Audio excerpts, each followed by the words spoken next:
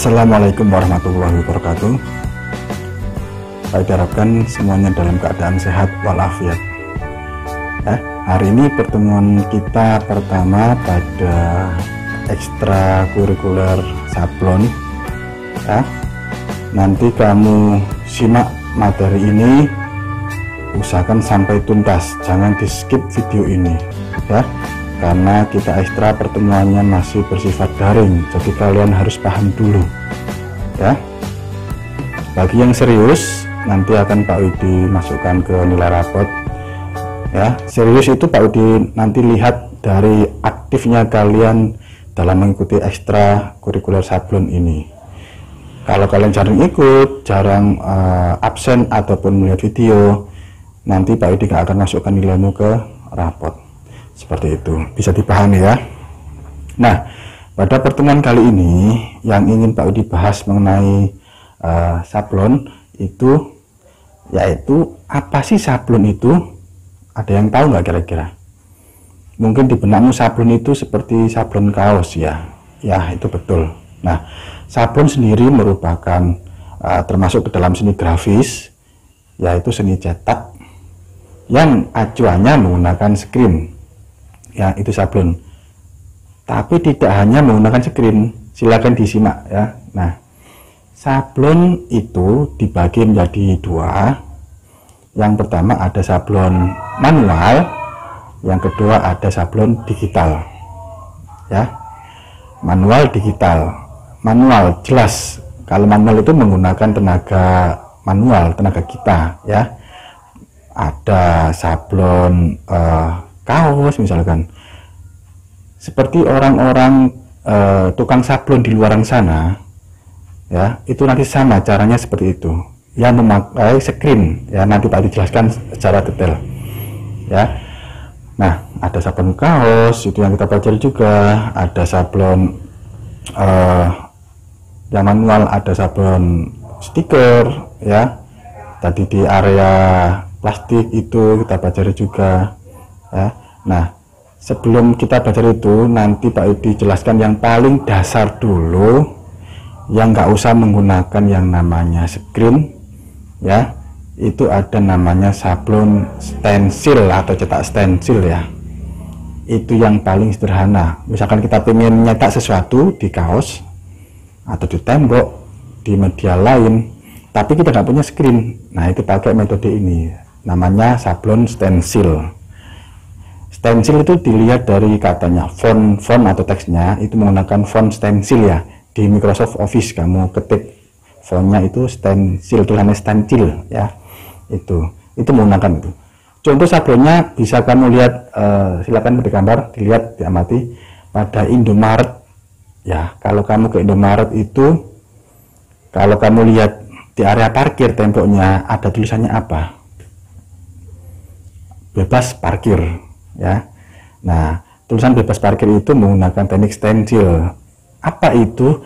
Yaitu menggunakan acuan. Acuan itu alat cetak, menggunakan alat cetaknya berupa bisa kertas atau plat yang dilubangi. Nah, itu adalah stensil. Acuannya kita lubangi manual pakai cutter ya. Nah, menggunakan font namanya font stensil. Apa sih font stensil itu? Dilihat ya. Jadi font stensil itu font atau teks atau tulisan itu yang tulisannya itu putus ya. Itu digunakan untuk media cetak seperti itu. Teknik stensil namanya. Jadi di tengah kamu print, kamu silet nanti Pak dijelaskan secara lengkap. Itu yang paling dasar. Ya, itu bisa kamu praktekkan di rumah nanti. Tadi kita akan belajar itu. Ya. Nah, sebelum ke stensil, hari ini Pak Widi mengenalkan bahan alatnya dulu ya. Jadi kamu harus tahu dulu. Jadi besok kalau sudah masuk nggak bingung, apa sih nama bahannya, apa sih alatnya ya, bagaimana sih tahap-tahapnya. Nah, itu kita pelajari hari ini melalui daring, jadi disimak video ini sampai tuntas ya. Nanti jangan lupa di like, kamu subscribe bagi yang belum, dan kamu komentar ya. Komentar, jadi biasakan komentar di video. Kamu tanya Pak Widi apa, nanti Pak Widi balas ya. Itu sebelum itu kamu absen dulu ya di Google Form, nanti Pak Widi biasanya Pak Udi berikan linknya nanti. Nah, kita lanjut ke bahan-bahan alat. Dilihat ya, bahan sablon.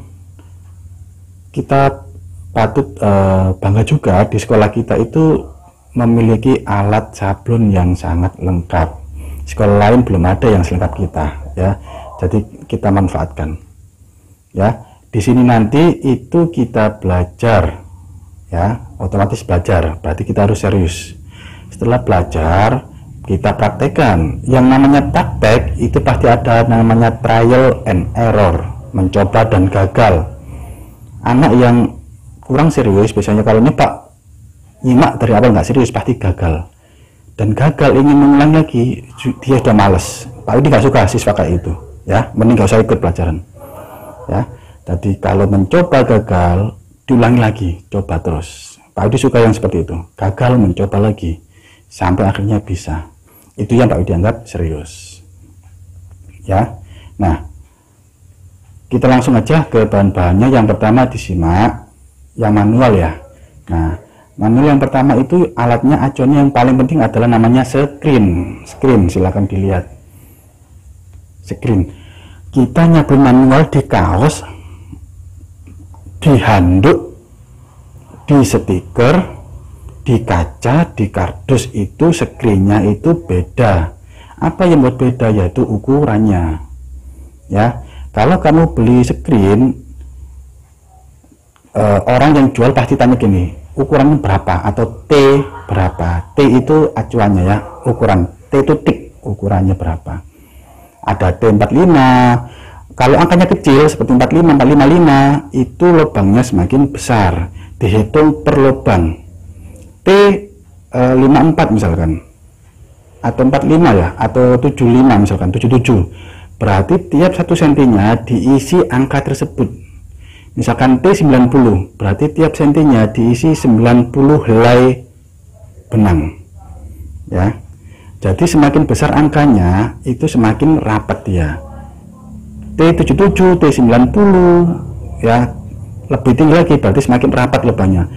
Kalau angkanya segini kecil atau T55, 54, T ke bawah lagi untuk sablon glitter yang gelap-gelap itu, berarti lubangnya semakin besar. Acuannya tiap senti itu diisi angka yang tertera pada tulisan screen itu ya.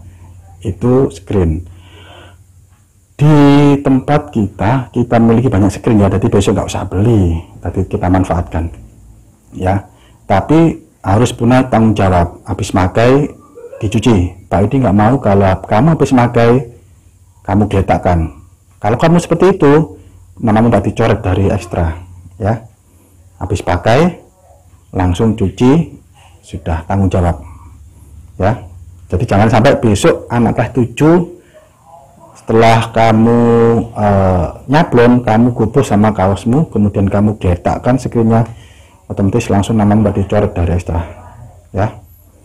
Jadi harus punya tanggung jawab seperti itu ya. Yang pertama screen, jadi ukuran itu macam-macam tergantung di mana kita menyablonnya itu.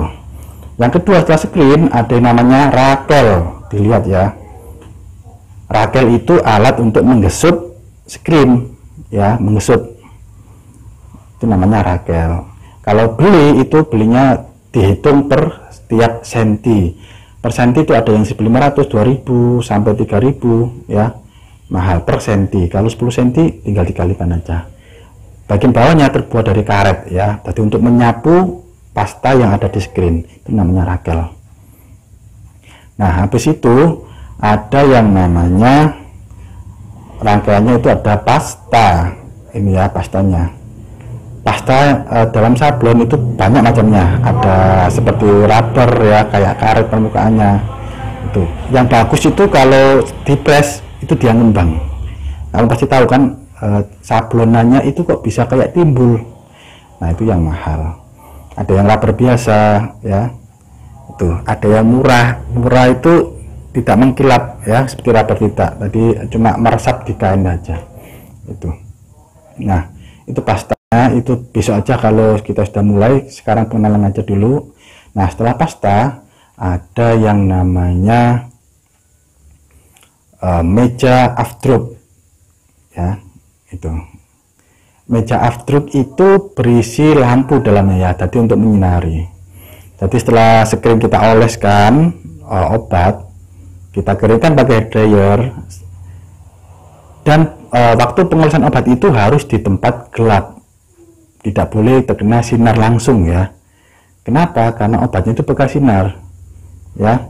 Kalau kena sinar dia akan mengeras, jadi tidak bisa diproses lagi. Jadi harus di tempat gelap. Gelap bukan berarti nggak ada sinar ya, ada sinar tapi redup, nggak kena sinar langsung dari lampu atau matahari. Di dalam kelas itu bisa ya. Setelah diobati, dikeringkan, kemudian baru ditaruh di meja afdruk tadi ya, dan diberi desain ya. Kitab ini namanya adalah kertas kalkir ya, tapi kita nggak usah beli karena mahal, per lembar mungkin 2,5. Pakai kertas biasa aja, kertas print-printan HVS, kita oleskan minyak ya. Yang dibutuhkan kertas ini adalah transparannya, jadi kita pakai kertas biasa aja ya. Kita lanjutkan. Nah, setelah meja afdruk ya, ada alat berikutnya, yaitu ada meja catok atau meja untuk menyablon ya. Nah, silakan dilihat di gambar itu. Ada banyak macam media untuk nyablonnya ya, atau mejanya ya. Pak Widi punya alat mejanya, itu presisi ya tuh. Nah, sebelum disablon itu kaos dimasukkan ke dalam yang namanya papan ya, silakan dilihat ini. Nah, sebelum kaos dimasukkan ke papan, itu papannya kita oleskan lem meja dulu, lem papan dulu ya, dioleskan dikit, kemudian baru kaosnya dimasukkan ya, ditempelkan yang rapi, jangan sampai mengkerut supaya kaosnya itu nempel. Jadi harus diberi lem, jangan langsung dimasukkan gini kamu sablon, nanti waktu diangkat screennya akan meleset nanti itu ya. Jadi untuk sablon kaos, sablon plastik, sablon seperti stiker itu sama di situ ya, media di meja tersebut. Itu untuk manualnya. Nah, setelah sablon kaos, langsung aja Pak Widi kenalkan yang sablon digital. Nah, ini biasanya yang paling diminati anak-anak, sablon digital ya. Kenapa? Karena praktis ya, digital berarti menggunakan mesin ya. Yang dapat kita produksi pada sablon digital ini ada muk ya, ini muk atau gelas, silakan dilihat gambarnya ya. Ada piring ya, kita punya, kemudian bisa media lain seperti puzzle atau bongkar pasang, itu ada juga keramik, jam dinding, itu bisa kita cetak pada sablon digital ya. Nah, selain di sini kita belajar, di sini Pak Widi ajarkan kalian berwirausaha ya. Nah, anak-anak biasanya paling suka itu yang digital. Kenapa? Kalau dibuat berwirausaha itu sangat mudah. Apa sih wirausaha itu? Kamu belajar usaha, jadi istilahnya kamu punya usaha sendiri ya. Ya, apa usahamu ya? Sablon ini. Nanti kalau sudah belajar kemudian bisa, kamu kan punya contoh karyamu sendiri ya. Kalau masuk ke materi digital gelas misalkan, ya kamu ganti gelasnya ya, sekitar 10-15 ribu harga gelasnya tuh. Setelah sablon ya kamu bawa pulang gelasnya itu. Nah, kemudian kamu coba tawarkan karyamu itu ke tetangga dekat rumah. Apalagi yang punya anak kecil, biasanya itu banyak yang mau disablonkan di gelas foto anaknya. Coba ditawarkan, kamu lihatkan gelas karyamu ini, atau kamu posting di WA ya. Kamu kenalkan tetangga, teman yang tidak ikut ekstra, kamu tawarkan ya, saudara-saudara, itu pasti ada yang minat. Jadi kita belajar berwirausaha juga. Maka kelasmu dulu seperti itu ya, silakan dilihat fotonya. Nah, itu kamu tinggal mengganti gelasnya, kamu jualnya ke orang-orang di atas harga kamu beli muk tadi ya. Berapa terserah kamu, Jadi nanti untungnya kembali ke kamu. Harga gelasnya nanti itu sama dipotong biaya bahan itu masuk ke kas ekstra sablon seperti itu. Jadi kita belajar usaha juga. Anak-anak biasanya banyak yang minat seperti itu, ditawar-tawarkan ya, dan mereka banyak pesanan seperti itu ya. Itu fungsi dari kegiatan ekstra. Jadi kan bisa belajar wirausaha juga di sini. Kamu punya usaha sendiri sablon ya, seperti itu. Dan pastinya nanti jangan bilang, Pak, kalau ada pesanan, nanti Pak Udi bantu beserta kakak kelasmu akan bantu kamu ya. Itu dulu sampai ada yang dapat pesanan banyak sampai kita lembur ya. Nah itu anak-anak senang biasanya kalau kerja lembur itu ya, dapat pesanan banyak, lembur itu senang anak-anak biasanya, dikerjakan bareng-bareng ya sampai sore, itu sangat mengasihkan ya. Jadi kita punya pengalaman baru, jadi kita seperti benar-benar punya usaha, ada orang pesan banyak kita kerjakan seperti itu ya. Silakan dilihat foto-fotonya. Ini kakak kelasmu ya, lagi mengerjakan pesanan misalkan ya. Nah itu, jadi anaknya di situ kita kerjasama, belajar sama-sama, kemudian santai tapi serius, kemudian kalau sudah paham kita tawarkan ke orang-orang karya kita seperti itu. Jangan salah ya, dulu ada yang nawarkan itu, kemudian teman ayahnya pesen banyak, nah seperti itu. Jadi untungnya besar juga. Ada yang beli sabun kaos itu teman pas hari pramuka, kemudian teman ayahnya itu pesen 2 lusin kaos. Nah itu ada yang dari perusahaan orang tuanya itu pesen mug ya buat souvenir. Nah seperti itu. Jadi untungnya banyak. Jadi kamu jangan ragu menawarkan, belajar ditawarkan ya. Itu fungsi dari kegiatan ekstra kurikuler ya. Itu silakan dilihat. Nah tadi ini kegiatan kakak kelasmu waktu ekstra ya. Jadi di sini kita nggak harus tegang ya, kita kerja santai tapi serius ya, dijaga kebersihannya, karena kita kalau sabun manual pakai cat, jadi jangan sampai kena baju kita. Terus kalau kena tangan, Pak Udi nggak mau ada yang tolak-tolak di tembok. Kalau kena tangan langsung basuh air ya. Untuk yang kelas 7 diperhatikan, besok kalau manual kena tangan jangan ditolak-tolak di meja sablon ataupun di tembok dan lain-lain. Kena tangan langsung keluar, basuh pakai air, hilang.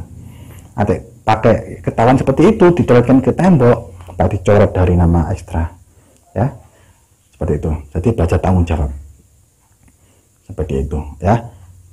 Nah nanti bisa kamu cari informasi lagi.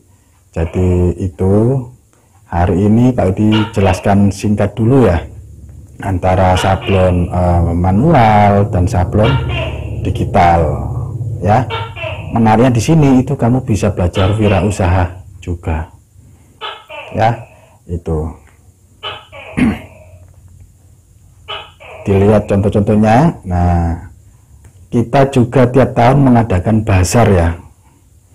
Jadi bazar seni waktu rapotan itu, nah itu kita tampil. Jadi anak-anak yang Pak dianggap serius itu mewakili anak-anak ekstra sablon itu menjaga stand bazar. Silakan dilihat ya. Di sini kalian juga belajar percaya diri ya. Kamu tawarkan ke wali murid ya. Tawarkan, ada yang tanya melihat stand kita, itu kamu jawab alatnya apa saja, bagaimana caranya. Nah itu kita belajar ya, karena kita belajar berwirausaha. Ada yang tanya kita jawab sambil ditawarkan produk kita ya. Jadi itu fungsi dari ekstra kurikuler seperti itu ya. Hari ini Pak Udi nggak memberikan video yang panjang, cukup kamu hanya tahu sekilas saja. Nanti kita sambung minggu depan. Pak Udi nanti minggu depan mulai fokus per materi ya.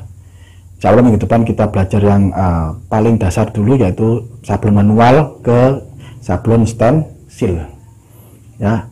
Jadi kamu setelah lihat video minggu depan atau hari ini setelah melihat video, bisa kamu coba yang stensil dulu.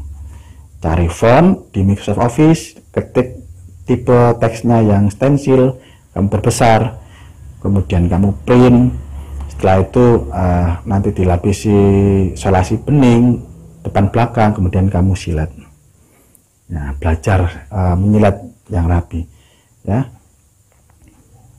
Itu saja dari Pak Widi. Tetap semangat ya. Yang serius nanti Pak Widi masukkan ke nilai rapot ya. Seperti itu aja. Kalau Pak Widi ada salah kata, Pak Widi mohon maaf. Pak Widi akhiri pertemuan ekstra sablon hari ini secara daring. Sampai ketemu minggu depan. Barakallahu fikum. Wassalamualaikum warahmatullahi wabarakatuh.